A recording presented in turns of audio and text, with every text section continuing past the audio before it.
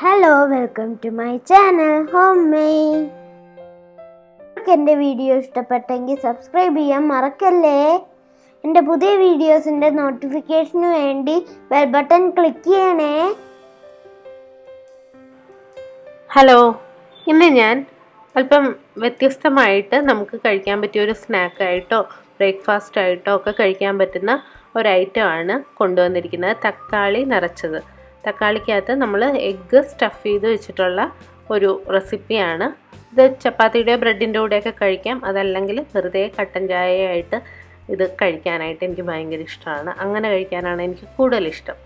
അപ്പോൾ ഇത് തക്കാളി മുട്ട കോമ്പിനേഷൻ ഇഷ്ടപ്പെടുന്നവർക്ക് ചെയ്ത് നോക്കാൻ, ഇടയ്ക്ക് ഒരു വെറൈറ്റിക്ക് ചെയ്ത് നോക്കാൻ പറ്റിയ ഒരു ഐറ്റമാണ്. അപ്പോൾ നമുക്ക് എങ്ങനെ ഉണ്ടാക്കുന്നതെന്ന് നോക്കാം.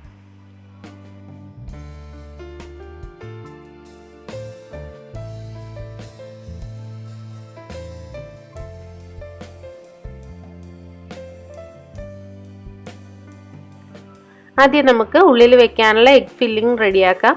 അതിന് വേണ്ടിയിട്ട് ഞാൻ 4 മുട്ട ഇപ്പോൾ എടുത്തിട്ടുണ്ട്. നമുക്ക് ഇനിയും മുട്ട വേണം. അപ്പോൾ അകത്ത് വെക്കാനായിട്ട് ഇപ്പോൾ തൽക്കാലം 4 മുട്ടയാണ് എടുത്തിരിക്കുന്നത്. കോഴിമുട്ടയാണ് ഇതിന് നല്ലത്. ഞാൻ കോഴിമുട്ടയാണ് എടുക്കാറുള്ളത്. താറാവിൻ്റെ മുട്ട എടുത്തു കഴിഞ്ഞാൽ അത്രയും ടേസ്റ്റ് തോന്നാറില്ല. അപ്പോൾ കോഴിമുട്ട നോക്കി എടുക്കുക. 4 എണ്ണം ഞാനിപ്പോൾ ഒരു ബൗളിലേക്ക് പൊട്ടിച്ചൊഴിക്കുകയാണ്.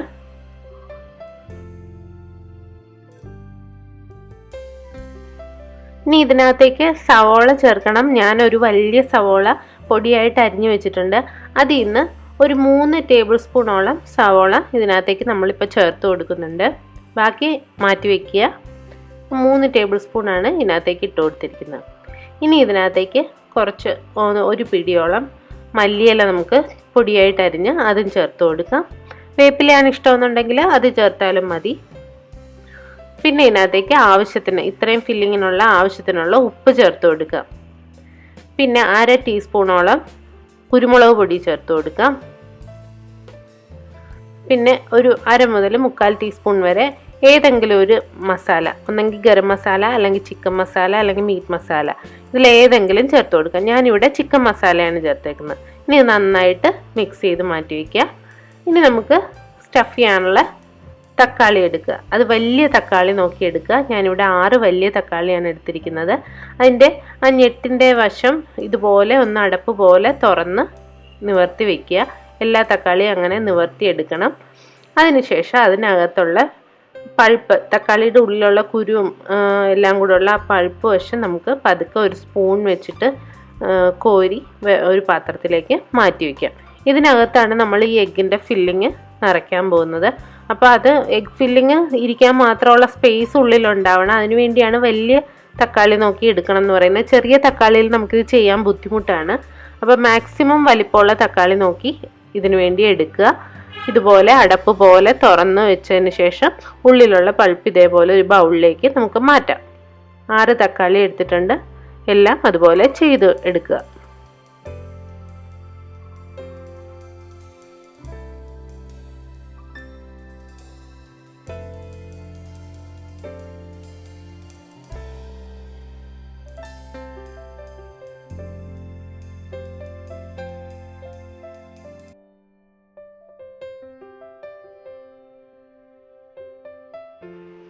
ഞാൻ 6 തക്കാളിയുടെ ഉള്ളിലെ പൾപ്പ് എല്ലായിടത്തും മാറ്റിയിട്ടുണ്ട്. ഇതുപോലെ എല്ലാം മാറ്റി വെക്കുക. ഇനി ഇതിനകത്തേക്ക് നമ്മൾ മിക്സ് ചെയ്ത് വെച്ചിരിക്കുന്ന മുട്ടയുടെ ഫില്ലിങ് ഇതിനകത്തേക്ക് നിറച്ചു കൊടുക്കണം. അപ്പോൾ കുറേശ്ശെ നിറയ്ക്കുക. ഒരു 2-3 സ്പൂൺ മതിയാവും. അതിനകത്ത് ഫുൾ നിറഞ്ഞ് തുളുമ്പുന്ന വരെ നിറയ്ക്കരുത്. ഒരു നന്നായിട്ടൊന്ന് ഇളക്കിയിട്ട് വേണം എടുത്ത് നിറയ്ക്കാനായിട്ട്. ഇതുപോലെ ഒരു 1/4 ഭാഗമാകുന്ന വരെ നിറച്ചു വയ്ക്കുക.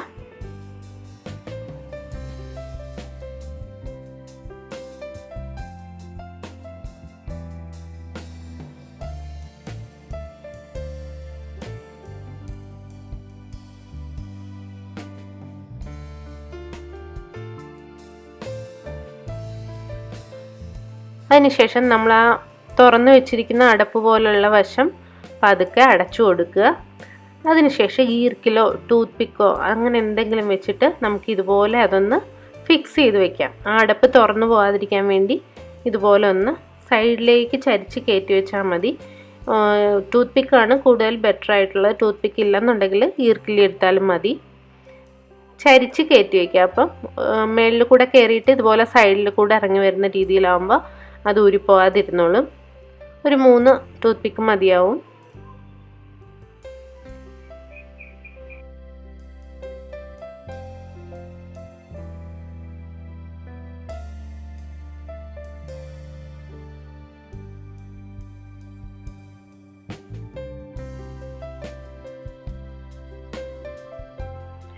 ഇതേപോലെ ബാക്കിയുള്ള തക്കാളിയിലും നമുക്ക് എഗ്ഗ് ഫില്ല് ചെയ്തെടുക്കാം.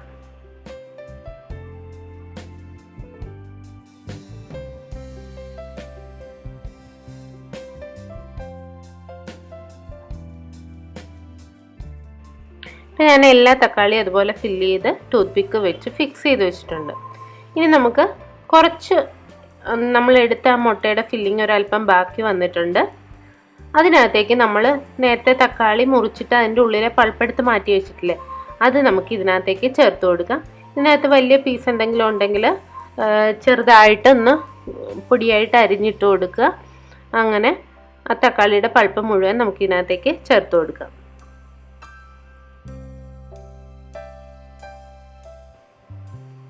ഈ നമ്മൾ ഫില്ല് ചെയ്ത് വെച്ച തക്കാളി മാത്രം ഫ്രൈ ചെയ്തെടുത്തും കഴിക്കാം. ഞാനിത് അതിൻ്റെ ഉള്ളിലെ പൾപ്പ് വെറുതെ വേസ്റ്റ് ആക്കുകയും വേണ്ട. ഇത് കുറച്ച് നമ്മളൊന്ന് ചിക്കിയെടുത്ത് ഇതിൻ്റെ കൂടെ ചേർത്ത് കഴിഞ്ഞാൽ ഇത് കഴിക്കണം. അത് കൂട്ടി കഴിക്കാനാണ് ടേസ്റ്റ്. അതുകൊണ്ടാണ് ഞാനിങ്ങനെ ചെയ്യുന്നത്. തക്കാളി ചേർത്തതിന് ശേഷം ഒരു 2 മുട്ട കൂടെ ഞാൻ ഇതിനകത്ത് പൊട്ടിച്ചൊഴിക്കുന്നുണ്ട്. നമ്മൾ തക്കാളിയുടെ ഉള്ളിൽ എങ്ങനെയാണോ ഫില്ല് ചെയ്ത് അതുപോലെ തന്നെ ബാക്കി സാധനങ്ങളും ചേർത്ത് കൊടുക്കുക. അരിഞ്ഞു വെച്ച സവോള അല്പം ബാക്കിയുള്ളത് അതും ചേർത്തു. കുറച്ച് മല്ലിയില കൂടെ ചേർത്തിട്ടുണ്ട്. ആവശ്യത്തിന് ഉപ്പ് ചേർത്ത് കൊടുക്കുക. കുറച്ച് കുരുമുളക് പൊടി ചേർത്ത് കൊടുക്കുക. പിന്നെ നമ്മൾ നേരത്തെ ചേർത്ത മസാലപ്പൊടി കൂടെ 1/2 ടീസ്പൂൺ ചേർത്ത് കൊടുക്കുക. ഇതെല്ലാം കൂടെ നന്നായിട്ട് മിക്സ് ചെയ്ത് മാറ്റി വയ്ക്കുക.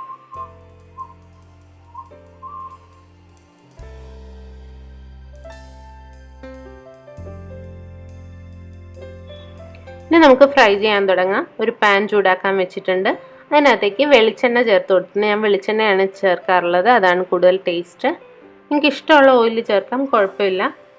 അപ്പോൾ എണ്ണ ആവശ്യത്തിനുണ്ടാവണം. നമ്മുടെ തക്കാളി ഇതിനകത്തിരുന്ന് നല്ല വെന്ത് മൊരിഞ്ഞ് വരേണ്ടതാണ്.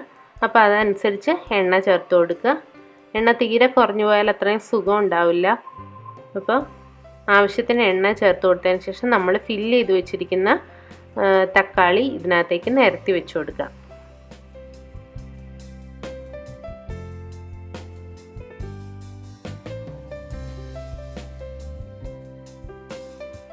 തക്കാളി എല്ലാം വെച്ചതിന് ശേഷം നമുക്ക് ഇത് മൂടി വെച്ച് വേവിക്കാം. ഒരു മീഡിയം ഫ്ലെയിമിൽ വെച്ചിട്ട് ഇത് നന്നായിട്ട് മൊരിഞ്ഞു വരുന്നവരെ നമുക്ക് വേവിക്കണം.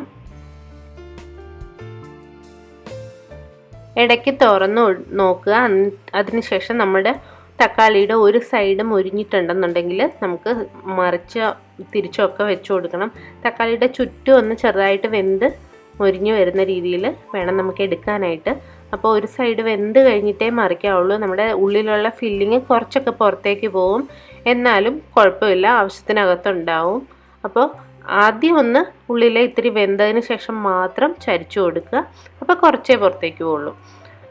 കുറച്ച് പുറത്ത് പോയാലും സാരമില്ല, നമ്മൾ ഇതിനകത്തേക്ക് തന്നെ ഇനിയും മുട്ട ചിക്കി ചേർക്കുന്നതാണ്. അപ്പോൾ ഒരു സൈഡ് നന്നായിട്ട് വെന്ത് കഴിയുമ്പോഴേക്കും നമുക്ക് പതുക്കെ മറിച്ച് വെച്ച് കൊടുക്കാം.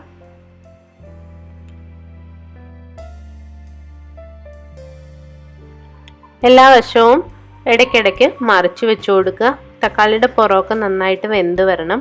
നമുക്കിത് മൂടി വെച്ച് തന്നെ അതിന് ശേഷവും കുക്ക് ചെയ്യണം. കാരണം തക്കാളി നല്ല വെന്ത് വരണമെന്നുണ്ടെങ്കിൽ മൂടി വെച്ച് തന്നെ കുക്ക് ചെയ്യണം. ഇടയ്ക്കിടയ്ക്ക് തുറന്ന് ഇതുപോലെ എല്ലാ സൈഡും മറിച്ചിട്ട് കൊടുക്കുക.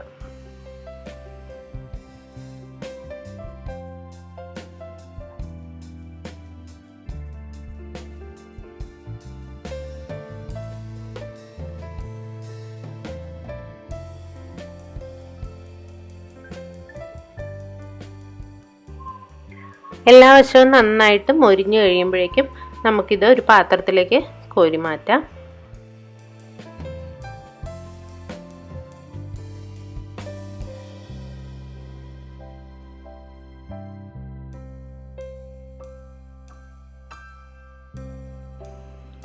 നമുക്ക് ആ പാനിലേക്ക് തന്നെ കുറച്ചുകൂടെ എണ്ണ ഒഴിച്ചു കൊടുക്കാം. നമ്മൾ മിക്സ് ചെയ്ത് വെച്ചിരിക്കുന്ന തക്കാളിയുടെ പൾപ്പും മുട്ടയും എല്ലാം കൂടെ ഉള്ള ആ ഒരു മിക്സ് നമുക്ക് ഈ എണ്ണയിലിട്ട് നന്നായിട്ട് ചിക്കിയെടുക്കണം. ഒരു മീഡിയം ഫ്ലെയിമിലിട്ട് നല്ല ഭംഗിയായിട്ട് ചിക്കിയെടുക്കുക.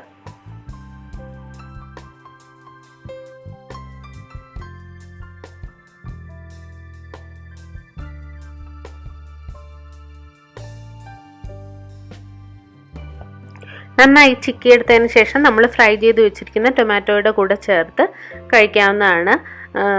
ഉള്ളിലെ പൾപ്പ് വെറുതെ കളയാൻ വേണ്ട. അപ്പോൾ ഇതും കൂടെ ചേർത്ത് കഴിക്കുമ്പോഴാണ് ടൊമാറ്റോയ്ക്ക് കൂടുതൽ ടേസ്റ്റ് തോന്നുക. അപ്പോൾ കഴിക്കാൻ നേരത്തെ എല്ലാവരും പ്രത്യേകം ശ്രദ്ധിക്കുക, നമ്മൾ കുത്തി വെച്ചിരിക്കുന്ന ടൂത്ത് പിക്ക് എടുത്ത് മാറ്റാൻ മറന്നു പോകരുത്.